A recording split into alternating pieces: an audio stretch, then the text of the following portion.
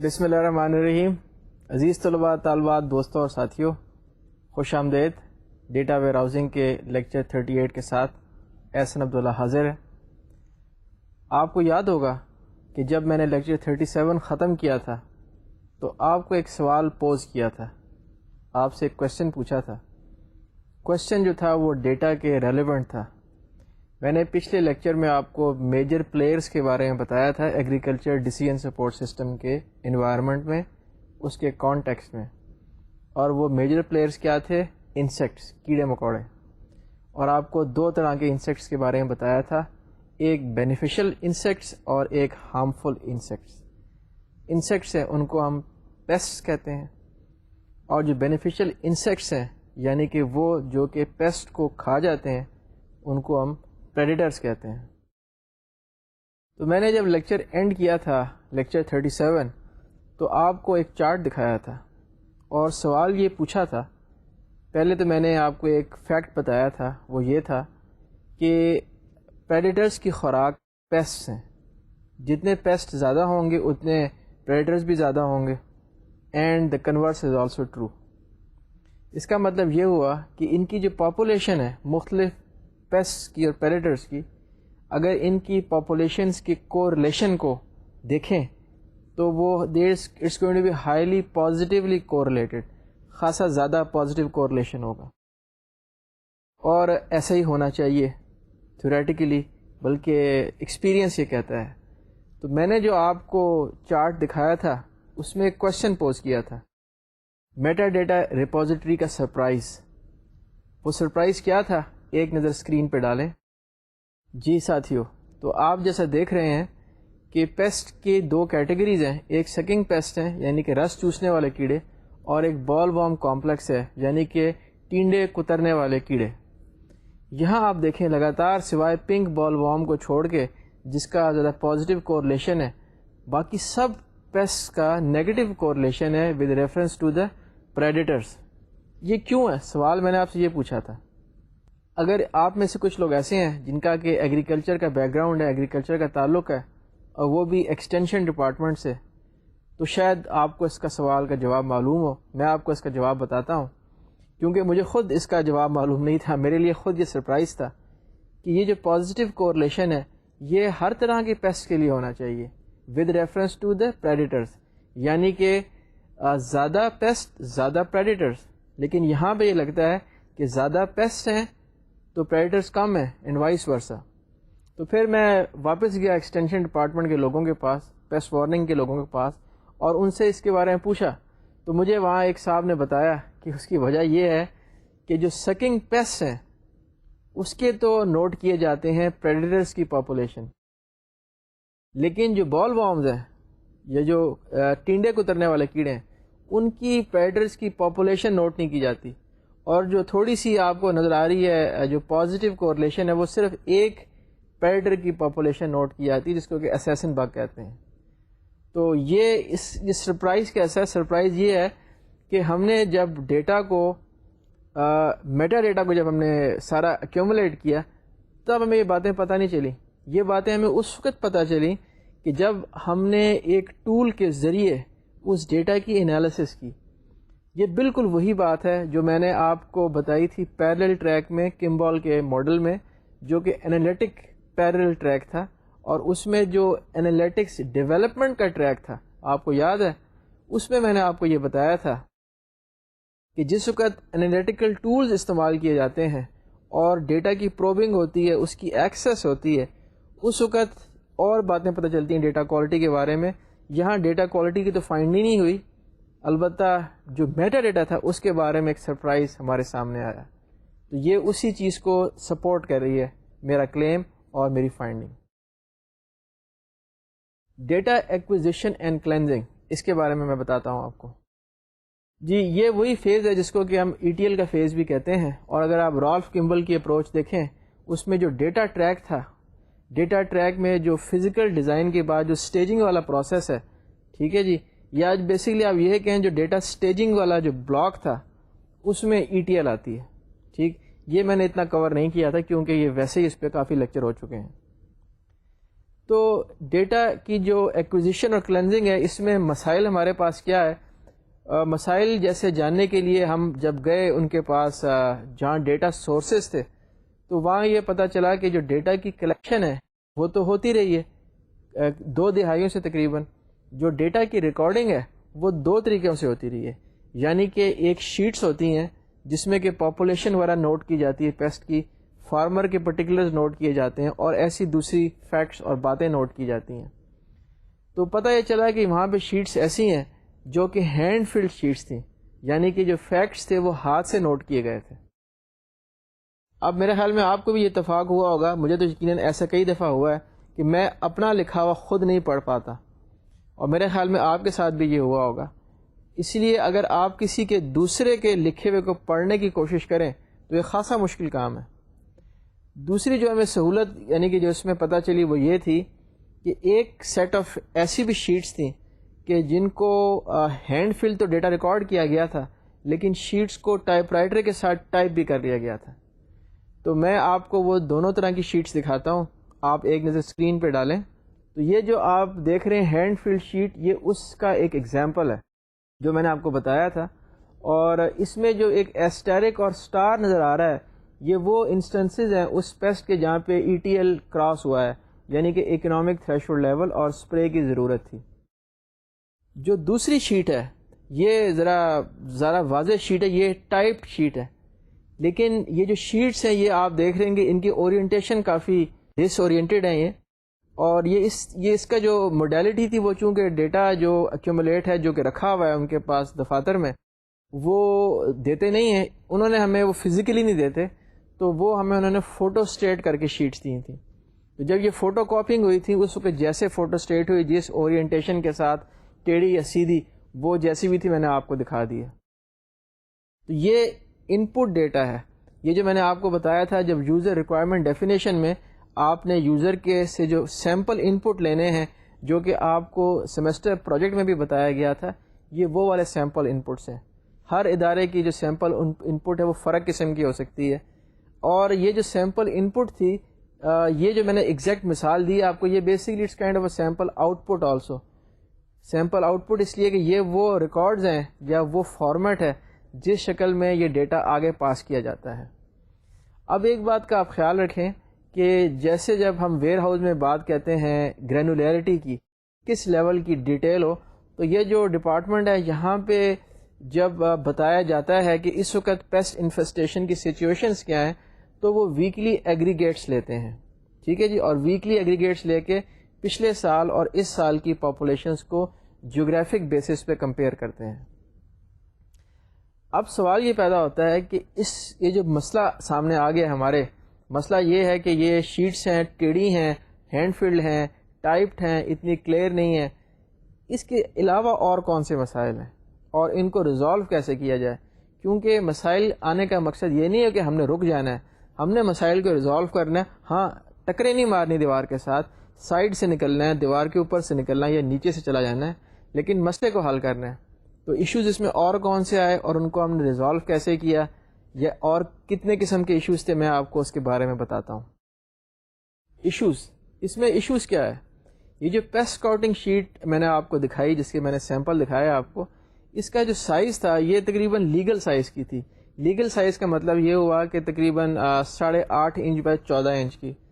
تو جو اسکینر ہمارے پاس تھا وہ A4 سائز اسکینر تھا، یعنی کہ تقریباً 8.5 بائی 11 انچ کی شیٹ کو وہ اسکین کرتا تھا. اور یہ جو شیٹ تھی پوری شیٹ اسکین نہیں ہو پا رہی تھی. تو جو میں نے آپ کو پیس دکھایا یہ بھی اسکینڈ پیس دکھایا ہے. اچھا، ایک تو مسئلہ یہ ہوا کہ شیٹ کا سائز بڑا ہے اور اسکینر کا سائز چھوٹا ہے.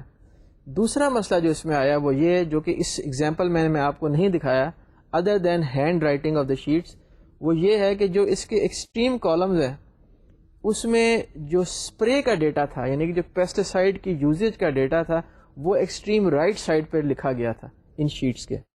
آپ ذرا ذہن میں وہ ڈائمینشن ہائرکی لے کے ہیں جو میں نے آپ پیسٹ اسکاؤٹنگ کے ریفرنس سے آپ کو دکھائی تھی.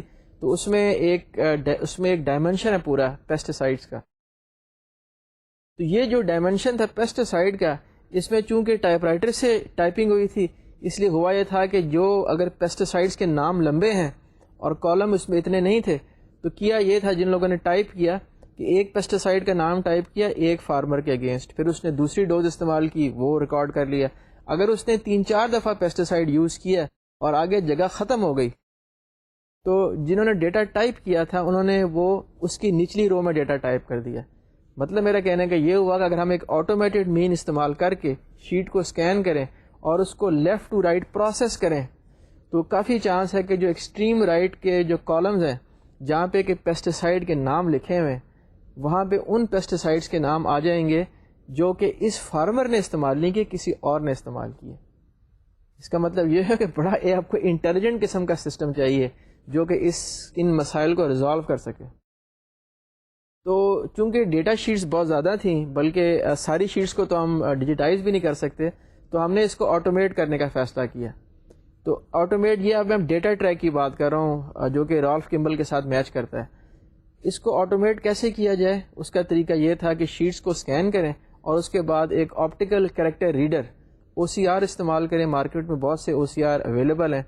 تو یہ شیٹ جو ہیں جو کہ ٹائپ شیٹ ہے، ہینڈ فلڈ شیٹس نہیں، یہ جو ٹائپ شیٹس ہیں ان کو OCR اسکین کرے گا اور امیج کو ٹیکسٹ میں کنورٹ کر دے گا اور ہمارا مسئلہ حل ہو جائے گا. لیکن پتہ یہ چلا کہ ہم بہت بڑی خوش فہمی کا شکار تھے، اس لیے کہ نہ صرف ان کی اورینٹیشن شیٹس کی فوٹو کاپنگ کے وقت خراب ہو چکی تھی، بلکہ جو فوٹو کاپنگ مشین تھی جو اس کا ڈرم تھا وہ بھی صاف نہیں تھا. اس نے اور نوائز ایڈ کر دیا شیٹس کے اندر. اور جب ہم نے OCR کے ساتھ اس کی اسکیننگ کی، کنورژن کی، بہت اس میں ایررز آئے، تو پھر ہم نے اسکیننگ کی جو ریزولوشن تھی اس کو بڑھا دیا، 600-700 DPI تک لے گئے اسے ایکچوئل ریزولوشن، پھر بھی بات نہیں بنی. اب کیا کیا جائے؟ رکنا تو ہے نہیں ہم نے، ٹھیک ہے جی. تو پھر اس کا ایک ہی حل نظر آیا کہ ڈیٹا انٹری آپریٹرز کی خدمات حاصل کی جائیں. پھر لوگوں سے ہم نے کوئی کانٹریکٹ کیا اور انہوں نے پھر ان شیٹس کو ٹائپ کیا، ہینڈ فلڈ شیٹس کو بھی اور ٹائپ شیٹس کو بھی، ان کو ٹائپ کیا ایک ڈیٹا بیس کے اندر، اور وہ ہماری ایک طرح سے آپریشنل ڈیٹا بیس بن گئی. تو جیسے میں نے آپ کو بڑے شروع کے لیکچرز میں بتایا تھا کہ ڈیٹا ویئر ہاؤس کے اندر جو ڈیٹا جاتا ہے ضروری نہیں کہ وہ الیکٹرانکلی انیشیلی اوریجنلی کیپچر کیا گیا ہو، وہ ہینڈ فلڈ شیٹ سے بھی آپ اس کو ٹائپ کر کے ویئر ہاؤس میں لا سکتے ہیں through the operational databases, جن کو کہ ٹرو سینس میں آپریشنل ڈیٹا بیسز تو نہیں کہنا چاہیے بلکہ ڈیجیٹائزڈ ڈیٹا اسٹورڈ یا ڈیٹا بیسز کہہ سکتے ہیں. ٹھیک ہے جی. اب سوال یہ پیدا ہوتا ہے کہ یہ جو ایشوز تھے یہ ایشوز کیسے آئے ہیں اس کے اندر؟ یہ 4 ریزنز ہیں ان ایشوز کے آنے کے. یہ پرابلم کیسے پیدا ہوئی میں آپ کو اس کے بارے میں بتاتا ہوں. جیسے کہ میں آپ کو بہت شروع سے کہتا آ رہا ہوں کہ ہماری اپروچ اس کورس میں یہ ہے کہ میں آپ کو نہ ایک تھیوریٹیکل باتیں نہ بتاؤں، میں آپ کو تھیوری کے بادشاہ یا شہزادے نہ بناؤں یا شہزادی نہ بناؤں، بلکہ آپ کو وہ باتیں بتائیں جس کی بیسس پہ آپ اپنے پراسپیکٹیو امپلائر کے لیے پروفیٹیبل ہو سکیں، پروڈکٹیو ہو سکیں اور وہ آپ کو ہائر کرے. تو اس کے لیے ضروری ہے کہ آپ کو ایشوز بتایا جائیں، نہ صرف آپ کو بگنرز کے کانسیپٹ دیے جائیں بلکہ آپ کو ایشوز بھی بتانے بہت ضروری ہیں. تو ایشوز جو میں نے آپ کو چھوٹے سے بتایا، یہ ایشوز پیدا کس طرح سے ہوتے ہیں، کیونکہ اگر آپ ایشو کو آئیڈینٹیفائی کر لیں اس کے سورس پہ تو پھر آپ اس کو ریزالو بھی کر سکتے ہیں. تو اس میں مختلف فیزز ہیں اس ڈیٹا کیپچرنگ میں. مثال کے طور پہ بلکہ ایکچویلٹی میں ایسے ہوتا ہے کہ پہلے اسکاؤٹس فیلڈ میں جاتے ہیں اور وہ جا کے اپنے فارمز وغیرہ میں نوٹ کرتے ہیں کہ پیسٹ کی پاپولیشن کیا ہے. ٹھیک ہے جی. وہ فارم جو ہیں وہ لے کے اپنے دفتر میں آ گئے اور دفتر میں آ کے لوگوں نے ان فارمز کو پڑھا اور پڑھ کے ان کو ٹائپ کر دیا. تو پہلے تو ہو سکتا ہے کہ ریکارڈنگ کے ٹائم کچھ مسٹیکس ہوں. ٹھیک ہے جی. اس کے بعد جب اس کو ٹائپ کیا تو ہینڈ فلڈ شیٹ کو پڑھ کے ٹائپ کیا تھا، اس میں مسٹیکس آ گئیں. اس کے بعد جب ان شیٹس کو فوٹو کاپی کیا گیا تو ہو سکتا ہے اس میں جو ڈرم کی ہو سکتا ہے کہ بلکہ آپ نے دیکھ ہی لیا کہ جو ڈرم صاف نہیں تھا اس سے نوائز ایڈ ہو گیا، اور فوٹو کاپنگ کے ٹائم ان کی اورینٹیشن صحیح نہیں تھی، اس میں اور مسائل پیدا ہو گئے.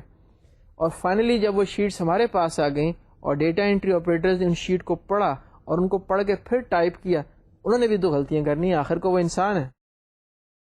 تو اتنے سارے جو ہے نا جی لیولز اور اتنے سارے جو مراحل ہیں، اتنے سارے جو سٹیجز ہیں، اس میں سے جب ڈیٹا گزرا تو ہر سٹیج نے اس میں نوائز ایڈ ہوتا گیا. یہ سارا نوائز ایکیومولیٹ ہو گیا، یہ ڈیٹا کوالٹی کے ایشوز ایکیومولیٹ ہو گئے. اس کے بعد ہم نے ایک ڈبل انٹری کا پروسیس فالو کیا اور ان کو میچ کیا ڈبل انٹری کے بعد ریزلٹس کو، اور جہاں جہاں ایررز آئے تھے، ایررز کا ہمیں پتہ کیسے چلا؟ ہم نے ایرر رپورٹس جنریٹ کی، اور اس کے بعد ان میں جو ریزلٹس آئے تھے ایرر والے، ان کے اگینسٹ ایکچوئل شیٹس کو نکال کے دیکھا، ان کو کمپیئر کیا اور فکس کیا اس کو. اب ایک سیدھی سی بات ہے کہ جتنا گڑ ڈالیں گے اتنا میٹھا ہوگا. زیادہ گڑ استعمال کریں گے تو دانت میں تکلیف بھی ہو سکتی ہے، کیڑا لگ سکتا ہے. ظاہر ہے کہ اتنا گڑ ہمارے پاس نہیں تھا، تو ہم نے ایک ٹریڈ آف کیا کہ ہم کتنا انویسٹ کر سکتے ہیں in terms of time and money. کیونکہ ہم ایک کوئی فنڈس تو ہمارے پاس تھے نہیں، جیبیں ہماری ذرا اتنی ڈیپ بھی نہیں تھی، اس لیے اس کا ہم نے ایک ٹریڈ آف کیا کہ کتنا ٹائم اور پیسہ انویسٹ کریں تو کتنے طرح کس لیول کی ڈیٹا کوالٹی حاصل کی جا سکتی ہے. It's a trade off. یہ پہلے بھی میں نے اس سلسلے میں آپ سے بات کی ہے پچھلے لیکچرز میں. میں مزید کچھ آپ کو آگے بتاتا ہوں اس کے بارے میں. Transform, transport and populate. اب یہ تو بات ہو گئی کہ جی ڈیٹا جو تھا ہمارے پاس آ گیا، ہم نے اس کو ایکوائر کیا، ایکوائر کرنے کے بعد اس کو ڈیجیٹائز کیا، اور اس کو جس حد تک ہم سیدھا کر سکتے تھے، سیدھے سے مطلب یہ ہے کہ جو ایکچوئل چیز تھی جو کہ ٹائپ تھی اس کو جس حد تک ہم میچ کر سکتے تھے ڈیجیٹائز کے ساتھ، اس کو ہم نے میچ کیا. ٹھیک ہے. اس میں بھی بہت سارے اور بھی ایشوز ہیں. مثال کے طور پہ جو کسانوں کے نام ہیں وہ سٹینڈرڈ نہیں ہیں، اور جو پیسٹیسائڈ کے نام ہیں، پیسٹیسائڈس کے نام کافی کمپلیکس ہوتے ہیں.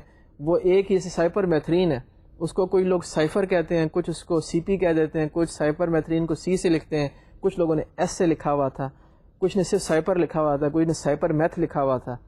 تو اس کی بھی اسٹینڈرڈائزیشن کرنی ہے، خاصے مشکل کام ہے یہ، کیونکہ یہ کوئی ایسی چیزوں کے نام تو نہیں، شہر کا نام تو ہے نہیں کہ ہر کوئی اس کو سمجھ سکتا ہے کہ جی یہ ایل ایچ آر جو ہے لاہور ہے، یا L O H R E جو ہے لاہور ہوگا، لیکن اسپیلنگ غلط ہو گئی ہے. بہرحال یہ ایک بہت بڑا ایشو ہے، اور ساری باتیں تو میں آپ سے کر نہیں سکتا کیونکہ اتنا ٹائم بھی نہیں ہے، لیکن موٹا موٹا آپ کو بتانا ہے کہ اس کیس اسٹڈی میں ہم نے کیا کچھ کیا، اس کیس میں ایکچوئل امپلیمنٹیشن میں کیا کچھ کیا گیا. تو اب ہم نے کرنا ہے کہ اس کو ہمیں ٹرانسفارم کرنا ہے، ڈیٹا کو ٹرانسفارم کر کے اس کو ٹرانسپورٹ کرنا ہے اور پھر پاپولیٹ کرنا ہے ویئر ہاؤس کو. یہ 7 اسٹیپ ہے شاکو ٹری کی اپروچ کا. Motivation for transformation. دیکھیں جی، بات میں نے شروع سے ہمیشہ سے آپ سے کہتا آ رہا ہوں کہ جی ضرورت ایجاد کی ماں ہے. ٹھیک ہے. اور ایک ساتھ بات اور بھی ہے کہ یہ جو آپ کی ریکوائرمنٹس ہوتی ہیں نا، یہ آپ کو ڈرائیو کرتی ہیں. ٹھیک ہے. ریکوائرمنٹ کی بیسس پہ آپ کہتے ہیں میں نے یہ کرنا ہے، یہ کرنا ہے، یہ نہیں کرنا. یہ پہلا اسٹیپ ہے، اور یہ فنڈامنٹل اسٹیپ ہے ڈیٹا ویئر ہاؤس کی لائف سائیکل کا. اب اس میں مسئلہ کیا آیا؟ مسئلہ اس میں یہ آیا کہ جو بالکل ٹریویل قسم کی کیوریز چلائی جا رہی تھیں ڈیٹا ویئر ہاؤس کے اوپر، یا جو ابھی تو یہ ڈیٹا بیس ہی تھی، ان کے جواب صحیح نہیں آتے. جو بالکل ٹریویل کیوریز ہیں ان کے جواب صحیح نہیں آ رہے تھے. ان کے جواب کیوں نہیں صحیح آ رہے تھے؟ اس کو ہم نے پروو کیا. یہ ایک ایشو تھا. ہمیں پتہ تھا کہ بھئی یہ اتنا علاقہ ہے جس کی کہ اسکاؤٹنگ ہوئی ہے، وہاں پہ اتنے کسان ہیں، یہ انہوں نے بتایا تھا ہمیں کہ جی ہمارے بندے جاتے ہیں اور عام طور پہ اتنے کسانوں سے ملتے ہیں. اب جب ہم نے ڈسٹنکٹ کسان نکالے تو وہ بہت زیادہ کسان آ رہے تھے ایز کمپیئر ٹو جتنے ہونے چاہیے تھے. اس طرح ہمیں ایک آئیڈیا پتا تھا کہ جی اتنا ایریا، اتنی فیلڈز ہیں جن میں کہ اسکاؤٹس گئے ہیں، جا کے کھیتوں کے حالات دیکھے ہیں. جب کیوری کی بالکل سمپل کیوری، کاؤنٹ کی کیوری چلائی تو اس میں جواب فرق آ رہے تھے. اس کا مطلب تھا دیر از اے پرابلم. ٹھیک ہے جی. اب پرابلم کیا ہے؟ پرابلم یہ ہوئی جب ہم نے اس کو بغور معائنہ کیا تو پتہ یہ چلا کہ 2 طرح کے ایٹریبیوٹس کی 2 کلاسز ہیں جو کہ ریکارڈ ہو رہی تھیں. ایک کو ہم کہتے ہیں اسٹیٹک ایٹریبیوٹس، اور ایک کو کہتے ہیں ہم ڈائنامک ایٹریبیوٹس اور ویریبل ایٹریبیوٹس کہہ لیں آپ. تو اسٹیٹک ایٹریبیوٹس کون سے ہیں؟ اسٹیٹک ایٹریبیوٹس وہ ہیں جو کہ چینج نہیں ہوتے over a period of time. جو ڈائنامک ایٹریبیوٹس ان کے جو کانٹینٹس ہیں they change over a period of time. تو میں آپ کو ذرا اس کی مثال بھی دیتا ہوں. مسئلہ جو آ رہا تھا، چلیں پہلے میں آپ کو اس کی مثال دیتا ہوں، پھر میں آپ کو مسئلہ بتاؤں گا. تو ایک نظر آپ اسکرین پہ دیکھیں، یہاں آپ کے لیے میں نے 2 ٹیبلز دکھائے ہیں. یہ جو اسٹیٹک ایٹریبیوٹس کا ٹیبل ہے، اس میں کیا چیزیں؟ اس میں 6 ایٹریبیوٹس ہیں. جیسے فارمر نیم ہے. مطلب کہنے کا یہ ہے کہ جب آپ فارمر کے پاس جاتے ہیں، 1 دفعہ گئے، 2 دفعہ گئے، 3 دفعہ گئے، یا 1000 دفعہ جائیں، اس کا نام تو نہیں بدلے گا. شاید کوئی جو ہے وہ فیشن میں آ کے اپنا نام جو ہے وہ بدل لے، لیکن خاصا چانس ہے کہ نام نہیں بدلے گا. اس طرح اس کا ایڈریس نہیں بدلے گا. زمین جو ہے وہ ٹھیک ہے، وہ جب وہ آگے کسی کو ٹرانسفر ہوتی ہے یا خاندان میں اس کے بٹوارا ہوتا ہے تو اس کا سائز شاید چھوٹا ہو جائے، لیکن عام طور پہ اس کا سائز وہی رہتا ہے. جو ورائٹی لگائی ہے فصل کی، وہ فصل کی ورائٹی بھی چینج نہیں ہوگی. اور خاص طور پہ جس تاریخ کو وہ فصل لگائی گئی تھی، یعنی کہ سوئنگ ڈیٹ، وہ تو کبھی بھی نہیں چینج ہوگی، اس لیے کہ وہ پاسٹ ہے. سوئنگ میتھڈ کبھی چینج نہیں ہوگا. اسی طرح سے ڈائنامک ایٹریبیوٹس ہیں. ڈائنامک ایٹریبیوٹس کیا ہیں کہ کس تاریخ کو اسکاؤٹ فیلڈ میں گیا تھا اور کس تاریخ کو اس نے یہ دیکھا کہ اس وقت پیسٹ کی پاپولیشن کیا تھی. ٹھیک ہے, یہ چیزیں چینج ہوں گی. اس وقت پریڈیٹر کی پاپولیشن کیا تھی. ٹھیک ہے, اور اس طرح اور بھی بہت ساری چیزیں. یہ وہ چیزیں ہیں جو کہ جب وہ جائے گا تو وہ چینج ہوں گی, یعنی کہ ڈائمینشنز ہیں. ٹھیک ہے جی. اب پرابلم کیسے آتی ہے؟ پرابلم اس طرح سے آتی ہے کہ نہ تو یہاں پہ کسی فارمر کا کوئی آئی ڈی ہے, نہ کسی فیلڈ کا کوئی آئی ڈی ہے. اسکاؤٹس گئے اور جب جا کے انہوں نے ایک رو ریکارڈ کی تو اس میں اسٹیٹک ایٹریبیوٹ بھی ریکارڈ کیے اور ڈائنامک بھی کر لیے, ویریبل ایٹریبیوٹس بھی ریکارڈ کر لیے. اس کا مطلب یہ ہوا کہ جو اسٹیٹک ایٹریبیوٹس ہیں وہ ہر دفعہ ریپیٹ ہو رہے ہیں. They are always getting repeated. اس لیے جب آپ کاؤنٹ کریں گے تو جس چیز کو چینج نہیں ہونا چاہیے وہ چیز ڈبل کاؤنٹ ہو جائے گی, ملٹیپل ٹائمز کاؤنٹ ہوگی, جواب غلط آ جائے گا. آپ میری بات سمجھ رہے ہیں؟ میں آپ کو ایک مثال سے واضح کرتا ہوں اس چیز کو. Solution, result and limitations. تو اس کا اب آپ نے حل کرنا ہے. اس کا حل, آپ سوال پرابلم سمجھ گئے نا. مطلب کہنے کا یہ ہے کہ اگر میں جاننا چاہتا ہوں کہ کتنے ایکڑ میں کپاس لگائی گئی ہے ڈسٹرکٹ ملتان میں 2001 میں, ٹھیک ہے, تو میں اگر یہ کاؤنٹ کروں کہ جو ایکریج ہے, ٹھیک ہے جی, اس کا سم لے لوں میں. اب جب میں ایکریج کا سم لوں گا تو وہ جواب غلط ہوگا, اس لیے کہ جس کسان کے پاس اسکاؤٹ ملٹیپل ٹائمز گیا تھا اتنی دفعہ اس کی ایکریج ایڈ ہو جائے گی. ٹھیک ہے, اور اگر وہ ایکریج زیادہ تھی تو ٹوٹل رزلٹ میں بہت زیادہ فرق پڑ جائے گا. اگر ایکریج کم تھی تو رزلٹ میں کم فرق پڑے گا, لیکن ہر حالت میں رزلٹ غلط ہوگا. ٹھیک ہے. ہاں, اگر میں بڑا ہوشیار بنتا ہوں اور میں کہتا ہوں ٹھیک ہے جی میں ڈسٹنکٹ فارمر جو ہے اس کی بیسس پہ میں ایڈ کر لوں گا ایکریج کو. میری بات سمجھ رہے ہیں آپ؟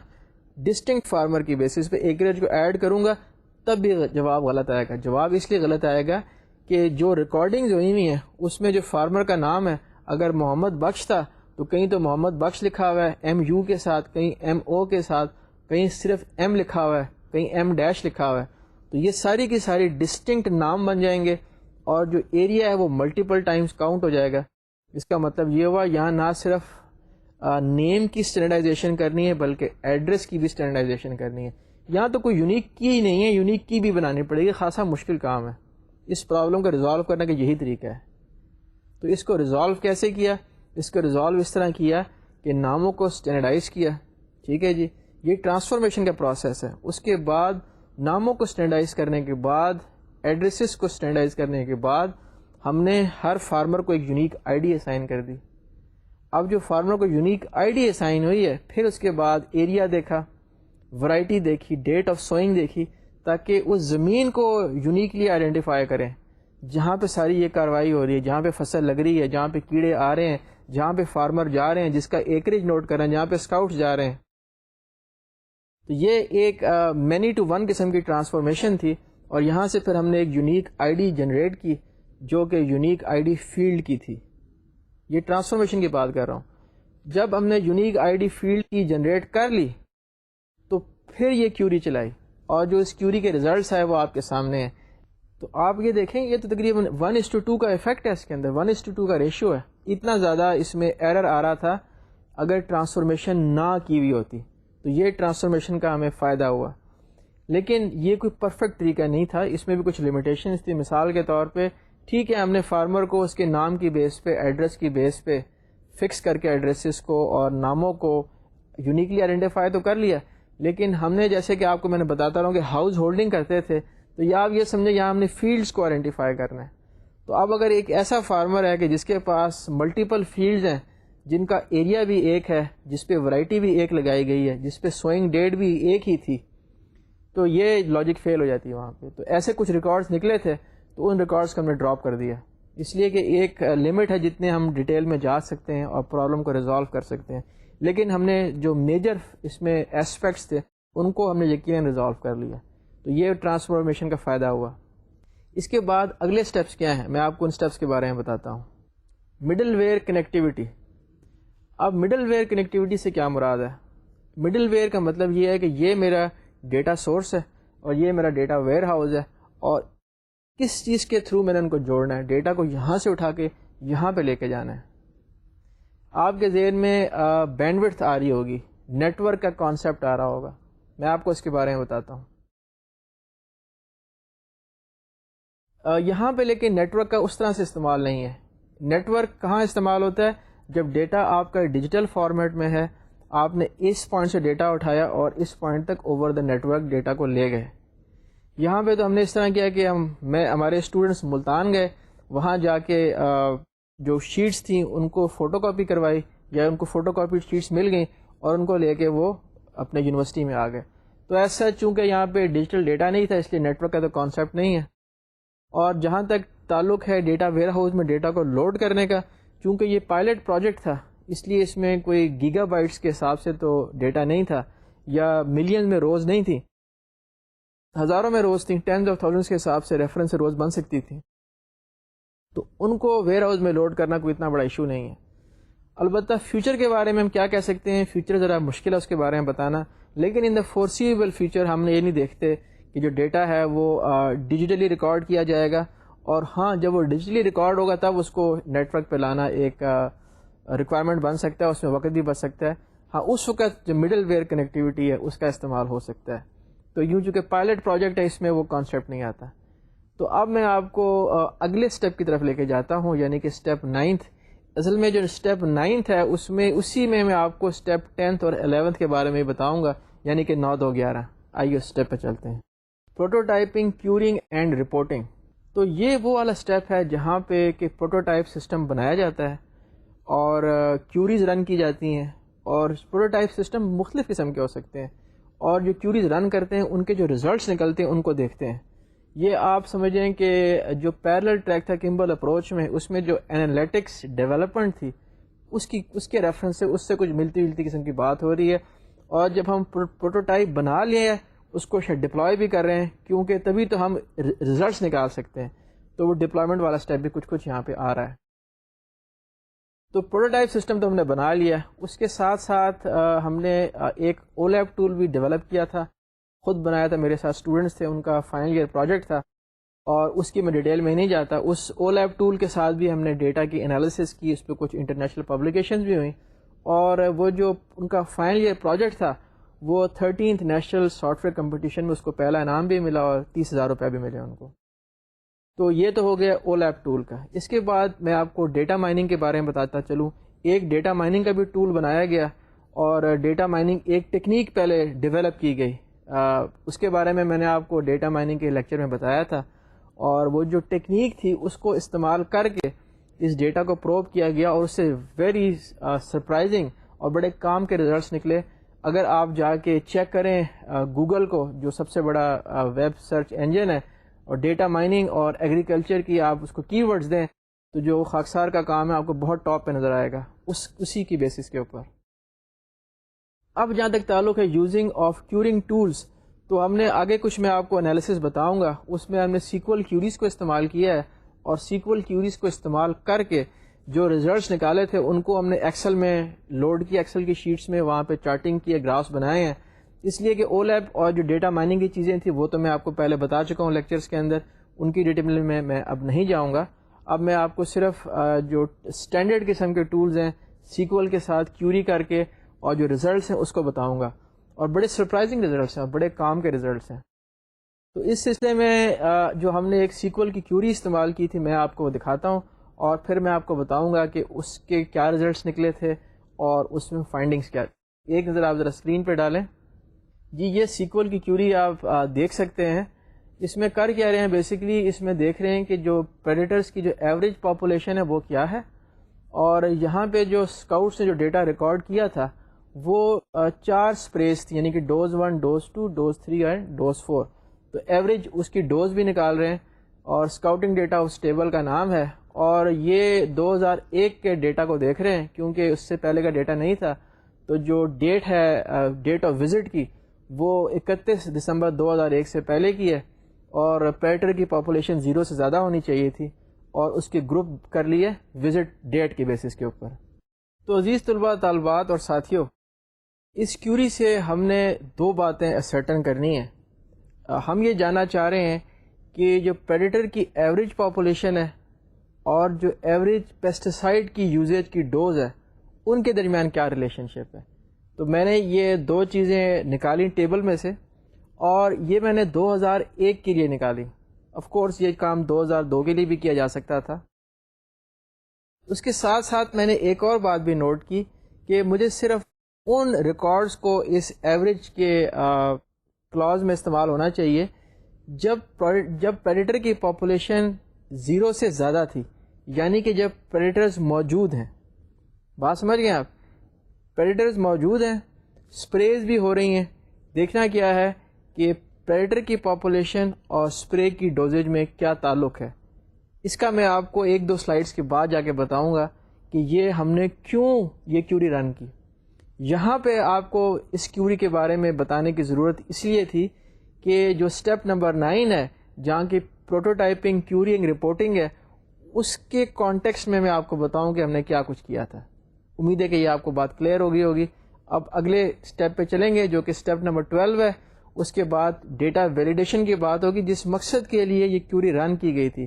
And then it's going to become more interesting, اس لیے کہ اب ہم ٹیکنالوجی کو استعمال کریں گے بزنس یوزر کے سوالوں کے جواب دینے کے لیے, which is the fun part, and where this is the part where the discoveries actually happen and take place.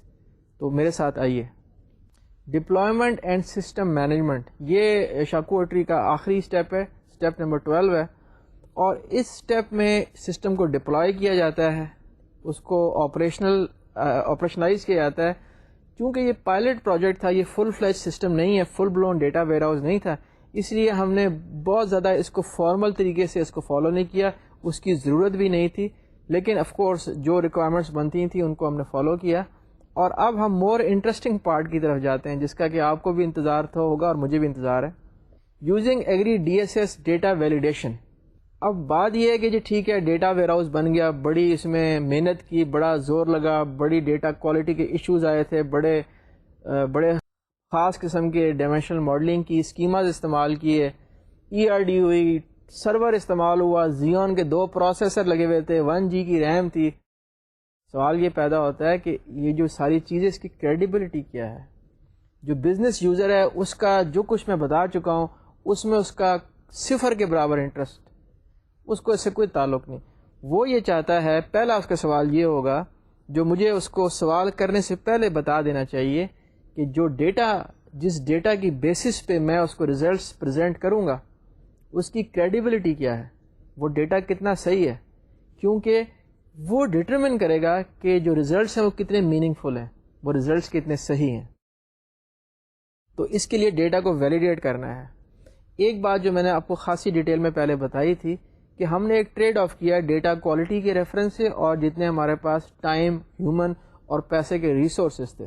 یعنی کہ میں یہ گارنٹی نہیں کر سکتا کہ ڈیٹا پرفیکٹ ہے, اس لیے کہ ڈیٹا کو پرفیکٹ کرنے کے لیے ایک بہت زیادہ اماؤنٹ پیسوں کا بھی چاہیے اور ٹائم بھی چاہیے, جو کہ دونوں چیزیں اس خاکسار کے پاس نہیں تھیں.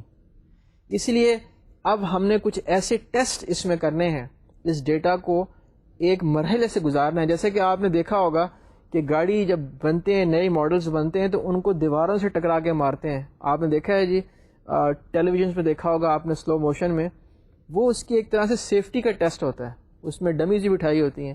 آف کورس یہ جو ڈیٹا ہے ہم ایکچوئل ڈیٹا کو استعمال کر رہے ہیں, اور ہم نے کچھ اس میں سے ایسے ریلیشن شپس کو اسرٹن کرنا ہے کہ وہ اس میں ایگزسٹ کرتے ہیں کہ نہیں کرتے, اور اگر وہ کرتے ہوں گے تب یہ بات پکی مانی جائے گی کہ ڈیٹا صحیح ہے اور ویئر ہاؤس میں صحیح حالت میں گیا ہے.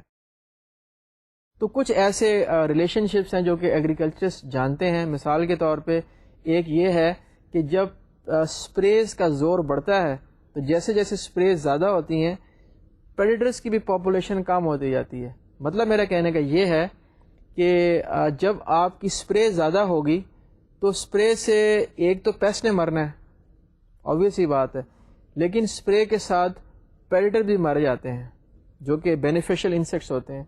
ایک تو ریزن یہ ہے کہ شاید جو پیسٹیسائڈ تھا وہ ڈفرینشیٹ نہیں کر پا رہا پیسٹ میں اور پریڈیٹر میں. اور دوسری بات بڑی obvious ہے, دوسری بات کیا ہے جی؟ ہاں صحیح کہا آپ نے, اس لیے کہ جو پریڈیٹر ہے اس کی خوراک تو پیسٹ ہے. جب پیسٹیسائڈ سے آپ نے پیسٹ مار دیے تو بیچارہ پریڈیٹر کیا کھائے گا, وہ بھی ختم ہو جائیں گے. تو یہ ایک نون فیکٹ ہے کہ جیسے جیسے پیسٹیسائڈ کی ڈوز یا اس کی فریکوینسی آف یوزیج بڑھتی جائے گی، پریڈرز کی پاپولیشن نے نیچے جانا ہے.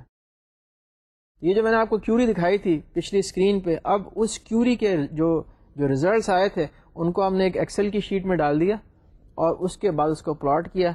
کیا چیز ہمارے سامنے آئی؟ جو ہمارے سامنے آئی تھی میں آپ کو دکھاتا ہوں. اب ذرا ایک نظر آپ اسکرین پہ ڈالیں. جی ساتھیو، تو یہاں پہ آپ دیکھ سکتے ہیں کہ یہاں پہ 2 کروز بنے ہوئے ہیں یہاں پہ، اور پوائنٹس کو جوڑا گیا ہے، اور ایکس ایکسس کے اوپر ڈیٹ ہے اور وائی ایکسس کے اوپر جو ہے وہ پاپولیشن ہے.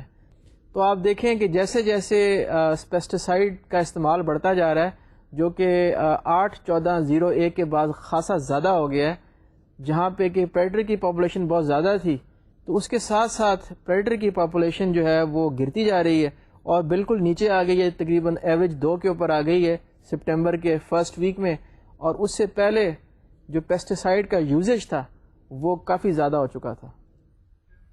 تو اس سے ساتھیوں ایک بات واضح ہو گئی، اور وہ یہ کہ جو ڈیٹا ہمارے پاس ہے وہ کوکڈ اپ ڈیٹا نہیں ہے، اور ڈیٹا کو جو ہم نے ٹرانسفارم کیا تھا، جن مراحل سے ڈیٹا کو کلینس کر کے لے کے آئے تھے، اس میں کوئی انفارمیشن کا لاس نہیں ہوا. جو ریلیشن شپس ڈیٹا میں ایگزسٹ ہونے چاہیے تھے وہ ایگزسٹ کرتے ہیں. بات سمجھ گئے آپ؟ اس کا مطلب یہ ہو کہ اب ہم کمفرٹیبل ہیں، ہم اب آگے مزید انالیسس کر سکتے ہیں، اور آگے جو ہم مزید انالیسس کریں گے دنیا اس کو سنے گی، اس کو یقین کرے گی، اس کو ایکسیپٹ کرے گی، اس لیے کہ ڈیٹا ہیز بین ویلیڈیٹڈ. ٹھیک ہے جی. اب میں آپ کو مزید انٹرسٹنگ پوائنٹس کے بارے میں بتاتا ہوں، آئیے میرے ساتھ. وہ انٹرسٹنگ پوائنٹس کیا ہیں؟ اچھا جی ساتھیو، ایک ادارہ ہے FAO کے نام سے، فوڈ اینڈ ایگریکلچر آرگنائزیشن. یہ یونائٹڈ نیشنز کا ادارہ ہے، UN کا ادارہ ہے، اور اس کی ایک رپورٹ جو تھی وہ میری نظر سے گزری. وہ رپورٹ آئی بلیو 2001 کے بارے میں تھی، اور اس رپورٹ میں ایک میں چارٹ دیکھ رہا تھا. although اس رپورٹ میں یہ تو نہیں لکھا ہوا تھا، اس چارٹ کی انالیسز نہیں تھی، لیکن اس چارٹ میں کیا تھا، وہ چارٹ کیا تھا، میں وہ چارٹ آپ کو بھی دکھاتا ہوں. میں نے پچھلے لیکچر میں کچھ آپ کو اس چارٹ کے بارے میں بتایا بھی تھا، تو آپ ایک نظر اسکرین پہ ڈالیں ذرا. جی ساتھیو، تو جیسا کہ آپ اسکرین پہ دیکھ سکتے ہیں، یہاں پہ ایکس ایکسس کے اوپر ایئرز ہیں 95 to 96، 96 to 97 وغیرہ وغیرہ، اور وائی ایکسس کے اوپر کنزمپشن ہے پیسٹیسائڈس کی. یہ پاکستان کے لیے کرو ہے، اور اس میں آپ دیکھیں کہ 2 کروز ہیں، ایک کنزمپشن کا ہے، ایک کاٹن کی ییلڈ کا ہے. تو یہاں پہ یہ جو چیز زیادہ انٹرسٹنگ ہے وہ آپ کو واضح ہوگی. اب آپ یہ غور کریں، یہاں اسکرین کے اوپر آپ دیکھ رہے ہیں کہ جو میں نے اب آپ کو سرکل سے جو علاقے دکھا رہا ہوں اس کرو کے اوپر، اس میں آپ یہ دیکھیں کہ جب کنزمپشن نیچے آئی ہے، جو پہلا آپ کے لیفٹ سائڈ پہ سرکل بنا ہے، تو ییلڈ بڑھ گئی ہے. یہ بڑی عجیب سی بات ہے. اور آگے جب سیکنڈ سرکل میں دیکھیں کہ جب کنزمپشن بڑھی ہے تو ییلڈ گھٹ گئی ہے. ایسا کیوں ہو رہا ہے؟ یہ بڑی عجیب سی بات ہے. یعنی کہ آپ دوائی کا استعمال کر رہے ہیں اور زیادہ بیمار ہوتے جا رہے ہیں، اور جب آپ دوائی کا استعمال نہیں کرتے آپ صحت مند ہو جاتے ہیں. ایسا کیوں ہے؟ یہ ایک بڑا چیلنجنگ کوشچن ہے. اور یہ اس رپورٹ میں یہ تو نہیں لکھا گیا تھا کہ یہ نیگیٹو کورلیشنز اس میں ہیں، یہ تو میں نے خود اس میں سے دیکھے، لیکن اس کا ڈیٹا ڈریون جواب کسی نے نہیں دیا آج تک، جو کہ مجھے کچھ موقع اللہ نے عطا کیا اس کی انالیسس کرنے کا اور جواب دینے کا. تو یہ وہ ایسے ریلیشن شپس تھے جنہوں نے مجھے امپیٹس پرووائڈ کیا. یعنی کہ یہ سوال کا کیا جواب ہوگا، ظاہر ہے اس کے تو پہلے ڈیٹا ویئر ہاؤس بنانا پڑے گا، اور یہ سارا کام اس کے ساتھ شروع ہوا. تو اب جو اگلا پوائنٹ اس سلسلے میں آتا ہے وہ آپ اسکرین پہ دیکھ بھی سکتے ہیں، یعنی کہ using agri DSS for analysing the sprays. ٹھیک ہے جی. اب ہم نے دیکھنا یہ ہے، یعنی کہ ڈیٹا کو استعمال کرنا ہے اور اس سوال کا جواب نکالنا ہے کہ اسپرے یعنی کہ جب پیسٹیسائڈ زیادہ استعمال ہوئے ہیں تو ییلڈ کم کیوں ہو گئی ہے. جو ابھی تک میں نے کام کیا ہے اس کے علاوہ میری نظر سے نہیں گزرا. انٹرنیٹ بڑا میں نے ایکسپلور کیا ہے، اور scholar.google.com کو بھی دیکھا ہے جہاں پہ ریسرچ پیپرز ہوتے ہیں، وہاں بھی کوئی ایسا کام نظر نہیں آیا. آپ میری بات سمجھ رہے ہیں؟ اب ہم نے یہ اسرٹن کرنا ہے. اس کو اسرٹن کرنے کے لیے ہمارے پاس ڈیٹا تو موجود ہے، ڈسٹرکٹ ملتان کا 2001 کا بھی اور 2002 کا بھی. تو اسپرے کو دیکھنا ہے، کیونکہ اسپرے میں تو پیسٹیسائڈ کنزیوم ہوتا ہے. اب آپ کو ایک بات پتہ ہے کہ جب پیسٹ کی پاپولیشن ETL کو کراس کرتی ہے اس وقت اسپرے کیا جاتا ہے. تو اب ہم نے بڑے غور سے دیکھنا ہے، اس کی انالیسس کرنی ہے کہ یہاں پہ چیزیں کیسے ہو رہی ہیں. تو اس کی انالیسس کرنے کے لیے ہم نے یہ دیکھا کہ کیا کو ریلیشن ہے پیسٹیسائڈ کی اسپریز کا، ٹھیک ہے جی، اور ہم نے یہ دیکھا کہ فریکوینسی کیا ہے اسپریز کی، اور ان کو ٹائم کے ساتھ بھی میچ کرنا ہے. مطلب ہے کہ خاصی ساری چیزیں ہیں. تو جب ہم نے اس کو آگے میں آپ کو چارٹ دکھاؤں گا تو بات خاصی کلیئر ہو جائے گی. تو جب ہم نے اس کے ہسٹوگرامز بنائے، یعنی کہ جو اسپرے کی فریکوینسی ہے، یعنی کہ ایک تاریخ پہ کتنے اسپریز ہوئے ڈسٹرکٹ ملتان میں 2001 میں، اور 2002 میں انہی تاریخوں کے اوپر کتنے اسپریز ہوئے، بیسیکلی وہ ویکس کا ایگریگیٹ کیا تھا. تو جو ہم نے 2 ہسٹوگرامز بنائے ان کو جب سامنے رکھ کے دیکھا تو اس میں کوئی خاص ریلیشن شپ نظر نہیں آیا. ایسا ہونا بھی چاہیے تھا، اس لیے کہ جو پیسٹیسائڈس کا اسپرے ہے اس کا ڈیٹ سے تو تعلق نہیں ہوتا، اس کا تعلق تو ہے پیسٹ کی پاپولیشن سے. جب پیسٹ کی پاپولیشن ETL کراس کرے گی، یعنی کہ ایگریکلچر کا ETL، اس کا اسپرے کی جائے گی. اور جو پیسٹ ہیں وہ کیلنڈر تو دیکھتے نہیں کہ جی اس تاریخ کو ہم نے ایکسیڈ کرنی، پاپولیشن کو اس تاریخ میں ایکسیڈ نہیں کرنا. تو کوئی ریلیشن شپ نہیں ہونا چاہیے تھا.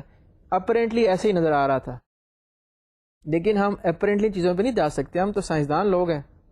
اس لیے پھر کیا یہ کہ موونگ ایوریجز نکالی اسپرے کی فریکوینسی کی، اور کورلیشن بھی دیکھا ہم نے، وہ بھی ایک موونگ کورلیشن نکالا. اور یہ 2 طرح کے کروز بن گئے.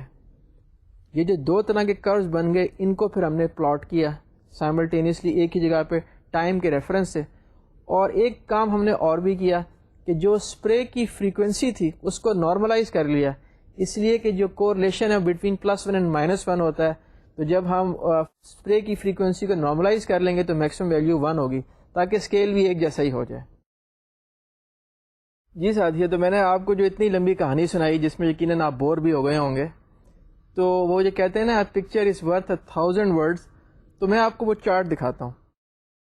یہ گراف اب آپ کے سامنے اسکرین پہ آئے گا، جو کہ میں نے آپ کو اتنی لمبی کہانی بتائی تھی، وہ دیکھنے میں گراف کیسا لگتا ہے. تو آپ ایک نظر اسکرین پہ ڈالیں. جی ساتھیو، تو یہاں پہ جو کورلیشن کا کرو ہے اور جو موونگ ایوریج اسپرے فریکوینسی کی ہے وہ آپ کے سامنے ہے. اور یہ جو کورلیشن ہے یہ 2 سالوں کی اسپرے فریکوینسی کو لے کے بنایا گیا ہے، تبھی تو وہ کورلیشن بنے گا. اس میں جو زیادہ انٹرسٹنگ باتیں ہیں وہ یہ ہیں جہاں پہ یہ دونوں کروز اوور لیپ کریں گے، وہ ایک انٹرسٹنگ چیز ہے. اس کا مطلب یہ ہوا کہ میں اگر آپ کو دونوں سالوں کے کورسپونڈنگ ہسٹوگرام دکھا رہا ہوتا تو یہ وہ پوائنٹس ہیں جہاں کے وہ ہسٹوگرامز اوور لیپ کرتے، یعنی کہ ہم ویژولی چیزوں کو دیکھنے کی کوشش کر رہے ہیں. آپ اس کو ذرا غور سے دیکھ لیں، پھر میں آپ کو اس کے بارے میں کچھ بتاتا ہوں.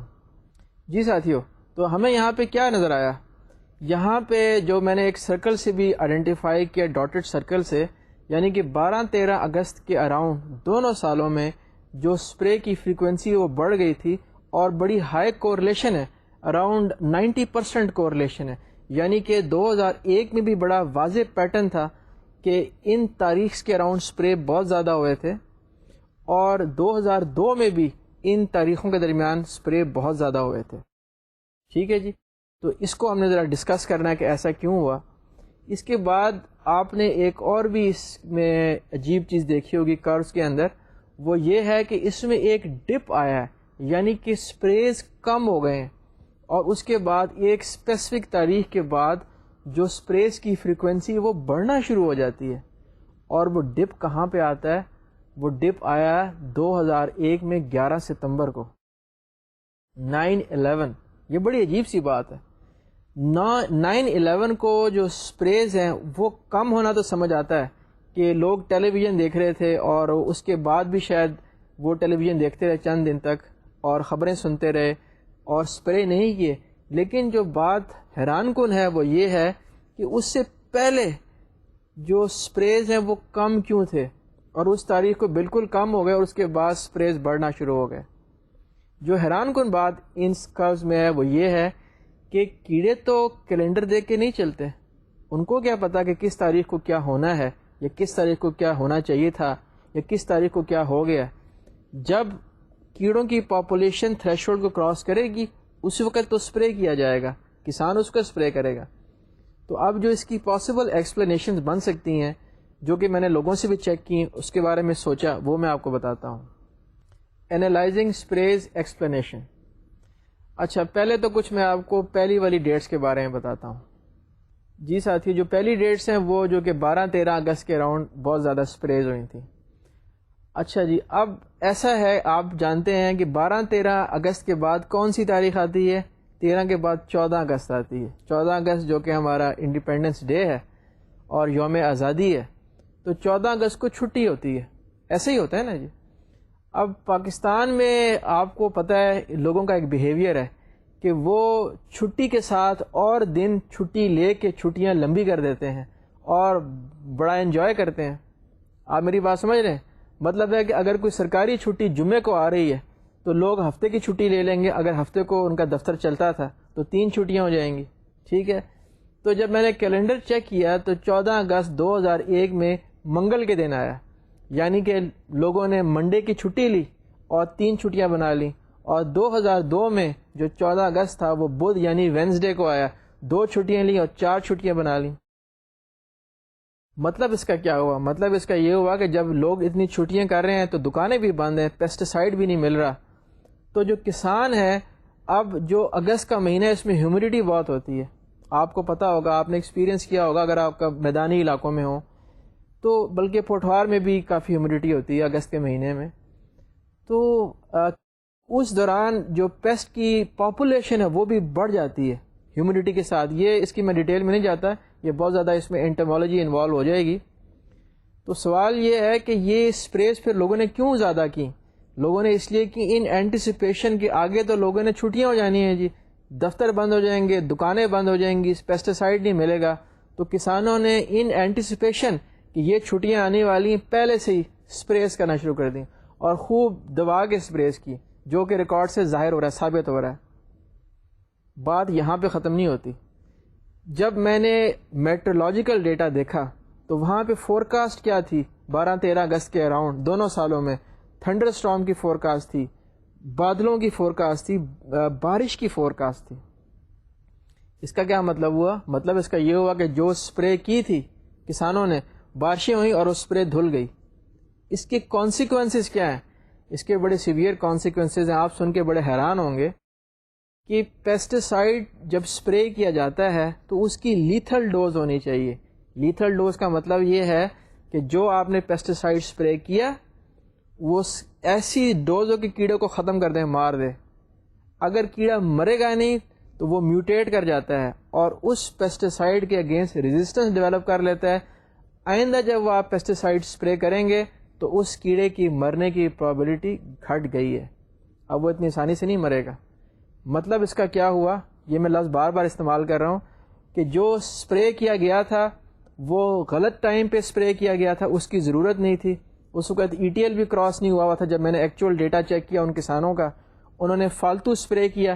جو سپرے کیا وہ بارش سے بھی دھل گیا تو کیڑوں نے ریزسٹنس پیدا کر لی، میوٹیٹ ہو گئے. اور یہ اس چیز کو پوائنٹ کر رہا ہے کہ why when the pesticide consumption increases the yield goes down.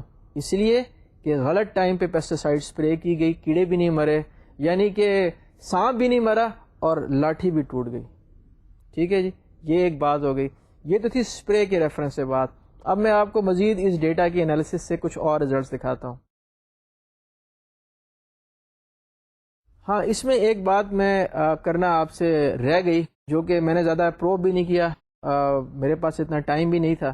وہ یہ تھا کہ 11 ستمبر کے اراؤنڈ، اس سے پہلے وائی دا پیسٹیسائڈ فریکوینسی جو سپرے کی تھی وہ کم ہو گئی. میرے پاس اس کی کوئی ایکسپلینیشن نہیں ہے، تو کبھی وقت ملا تو اس کو پروب کروں گا، اس کو بارے میں ایکسپلور کروں گا. اب ہم انالیسس کرتے ہیں سوئنگس کی. اچھا جی، ایک بات آپ کی سمجھ میں آ چکی ہوگی کہ سپرے اس وقت ہوتا ہے عام طور پہ جب ETL کراس ہوتا ہے، یعنی کہ اکنامک تھریشولڈ لیول. تو سپرے جو ہے عام حالات میں اس وقت کیا جا رہا ہے جب ایک خاص پاپولیشن ہوگی کیڑوں کی، یعنی کہ جو سپرے کی ڈیٹ ہے وہ کسان فکس نہیں کر سکتا. ہاں البتہ جو سوئنگ ڈیٹ ہے، یعنی کہ جس تاریخ کو بیج لگانا ہے، وہ کسان کے اپنے کنٹرول میں ہوتی ہے. عام طور پہ قانون یہ کہتا ہے کہ کپاس کا بیج آپ نے پہلی مئی سے پہلے نہیں لگانا. ٹھیک ہے, تو ہم نے ایک چھوٹی سی انالیسس کی, کیونکہ سب ڈیٹا ہمارے پاس آ چکا ہے, ڈیٹا ویئر ہاؤس بن چکا ہے, تو ہم نے ایک گروپنگ کی کہ جو سوئنگ کی فریکوینسی ہے اس کو گروپ کر لیا ویک کے اوپر. ڈے, ایکچولی ویک تو نہیں, is not a very precise word, بلکہ ڈے آف دا ویک, یعنی کہ سوموار, منگل, بدھ, جمعرات, جمعہ اور ہفتہ, اتوار سمیت, کہ ان تاریخوں میں کتنی جگہ پہ کتنی سوئنگز ہوئی تھی ڈسٹرکٹ ملتان میں 2001 میں اور 2002 میں. تو جو ریزلٹس ہمیں ملے میں آپ کو دکھاتا ہوں, ایک نظر آپ اسکرین پہ ڈالیں. تو یہ جو 2001 کی سوئنگز ہیں یہ پورے سال کی سوئنگز ہیں, اور اس میں یہ ہسٹوگرام ہے, یہ بتا دیتا ہے آپ کو کہ جی کتنے سوئنگز کے ریکارڈز تھے. جیسے سوموار کو 303 ہے اور منگل کو 405 ہے. ہاں البتہ جمعرات کو 174 ہیں جو کہ سب سے کم ہے پورے ہفتے میں, بدھ کو بھی خاصے کم ہے. 2002 میں بدھ میں جو نمبر آف سوئنگز ہیں وہ تو بڑھ چکی ہیں, 409 ہو گئی ہیں, لیکن جمعرات کو پھر سوئنگز بہت کم ہیں, یعنی کہ 124, بلکہ بہت ہی کم ہے. سوال یہ پیدا ہوتا ہے کہ یہ کمی کیوں ہے, وائی دس. تو یعنی کہ ایک بات بڑی واضح ہے کہ جمعرات کو کام نہیں ہو رہا.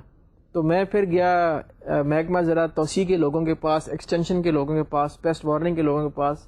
ان سے میں نے پوچھا کہ آپ نے ایسی کوئی بات آبزرو کی ہے. وہ بڑا ہنسے. انہوں نے کہا کہ جی ملتان شہر جو ہے وہاں پہ تو جمعرات کو لوگ مزاروں پہ جاتے ہیں, وہاں نظر نیاز ہوتی ہے, میلہ ہوتا ہے, چادریں چڑھاتے ہیں, اس لیے اس دن تو جب جو لوگ میلے پہ جا رہے ہیں اور وہ چادریں چڑھا رہے ہیں تو وہ تو پھر کام کم ہوگا, اٹس لائک اے ویکینڈ.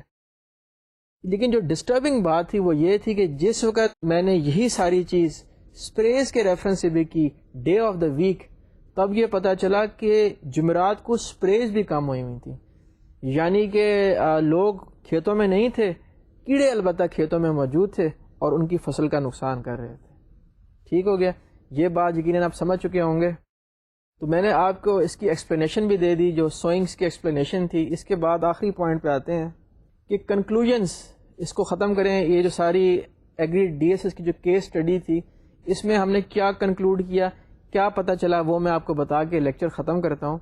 اس میں پہلی کنکلوژن تو یہ ہے کہ E T L is a very big issue. E T L as in extract transform load, اس لیے کہ ڈیٹا کے فارمیٹ جو ہے وہ ڈیجیٹل نہیں ہے.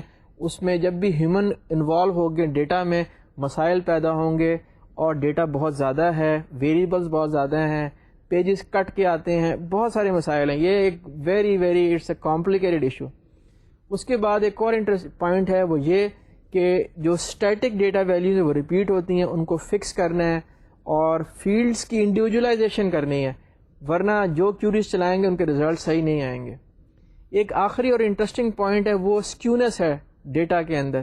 سکیونس کا مطلب یہ ہوا کہ ایکولی لائکلی نہیں ہے کہ جو اسکاؤٹس ہیں وہ ہر فارمر کے پاس ایکول پرابلٹی کے ساتھ جائیں گے. جو لوگ زیادہ انفلوئنشل ہیں ان کے پاس زیادہ فریکوینٹلی اسکاؤٹس جاتے ہیں, اس کا مطلب ہے کہ ان کا ڈیٹا زیادہ موجود ہے. اور جو لوگ پڑھے لکھے فارمر ہیں ان کے پاس بھی جانا زیادہ آسان ہے کیونکہ وہ سوالوں کا جواب بھی دے سکتے ہیں. اور ایک اور بات میں کہنا چاہوں گا کہ unlike other decision support system, اس کی جو اسپیکٹرم آف یوزیج ہے بڑی ویریڈ قسم کی ہے. مثال کے طور پہ اس میں فارمرز بھی انوالو ہیں, اس میں ایکسٹینشن کے لوگ ہیں. چلیں فارمر تو ان پڑھ ہے زیادہ تر, لیکن ایکسٹینشن کے لوگ پڑھے لکھے ہیں وہ انوالو ہیں. اس میں منسٹریز کے لوگ انوالو ہیں, اس میں ڈیسیژن میکرز بھی انوالو ہیں. میں ایک full blown data warehouse کی بات کر رہا ہوں ایگریکلچر کا, مطلب ہے کہ اس کا ڈائیورس آڈینس ہے.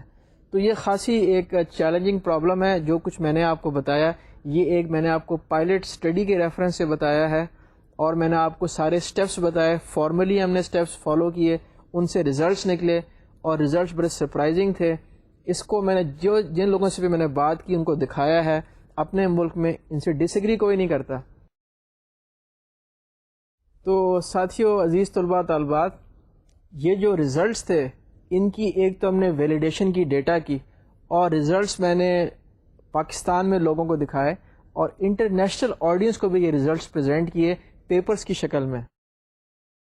نتیجہ یہ ہے کہ یہ جو ریزلٹس ہیں دے آر کریڈیبل, یہ جو سارے پروسیسز ہیں یہ ٹھیک ہیں, اور تبھی ہم کسی چیز میں کانفیڈنس حاصل کر سکتے ہیں اگر اس کو انڈیپینڈنٹ لیول پہ لوگ ایکنالج کریں اور ایکسیپٹ کریں.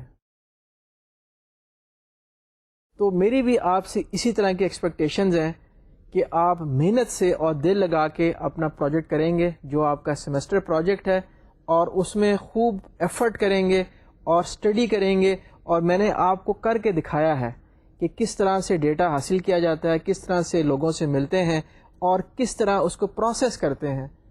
ڈپلائمنٹ کی ریکوائرمنٹ آپ سے نہیں ہے.